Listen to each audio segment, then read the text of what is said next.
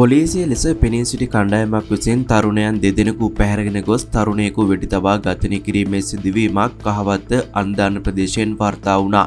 පහරගෙනනු අනෙක් තරුණයා වෙඩිවැදීමෙන් සිදු වූ තුවාල සහිතව රෝහල්ගත කෙරුණා. පොලිසිය පවසන්නේ මද්‍රව්‍ය ජාවාරමක් සම්බන්ධයෙන් පොලිසියට තොරතුරු ලබා දීම මත ඝාතනය සිදු කර ඇති බවටයි. කහවත්ත බුංගිරිය පලන්සූරියගම ප්‍රදේශයේ නිවසක ඊයේ රාත්‍රී සහෝදරයන් දෙදෙනෙකු තවත් තරුණයෙක් කතා බහ කරමින් සිටියේදී මෙම සිද්ධියට මුහුණ දී තිබෙනවා.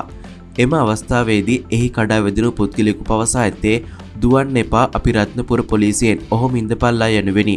එහිදී සහෝදරයන් දෙදෙනා අතරින් අයෙක් එම ස්ථානයෙන් පලා ගොස් අසල වූ තේවත්තක සැඟවී තිබුණා. පසුව තවත් අයෙකුද එම ස්ථානයට පැමිණ තරුණයන් දෙදෙනාට මාංචුවක් දමා ඔවුන් ජීප්‍රතයක නංවාගෙන පලා ගොස් තිබෙනවා.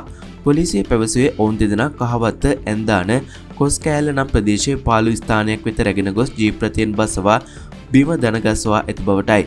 එහිදී තරුණයන් දෙදෙනා කෑගැසීමත් සමග පැහැර ගැනීම සිදු කළ කණ්ඩායමේ අයෙකු බිමට වෙඩි තබා ඇති අතර එහිදී උණ්ඩක බැල්ලක් එක් තරුණයෙකුගේ පාදයකට වැදී ඇතැයිද පොලිසිය පැවසුවා. පසුව අනෙක් තරුණයා මේ පොලිසියෙන් නෙවේ අපව මරන්නයි යන්නේ යනුවෙන් කෑගැසීමත් සමග පිරිස ඔහුගේ ගෙල ප්‍රදේශයට වෙඩි තබා ඔවුන් පැමිණි ජීප්‍රතයෙන් පලා ගොස් තිබෙනවා.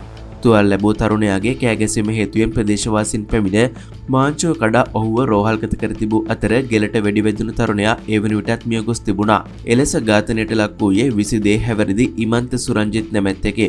මේ අතර මෙම ඝාතනය සම්බන්ධයෙන් පොලිස් විමර්ශනවලදී අනාවරණය වී ඇත්තේ ඝාතනයට ලක් වූ තරුණයා හා ඔහුගේ සහෝදරයා ඔවුන් පදිංචි ප්‍රදේශයේ පුද්ගලයෙකු සමග ඉකුත් අප්‍රේල් මාසයේදී ගැටුමක් ඇති කරගෙන ඇති බවටයි. ඒ අදාළ පුද්ගලයා සිදු කරන බව කියන ගංජා හා අයිස් මද්‍රව්‍ය ජාවාරමකට මෙම සහෝදරයන් දෙදෙනා විරෝධය පළ කිරීම හේතු වුණුයි.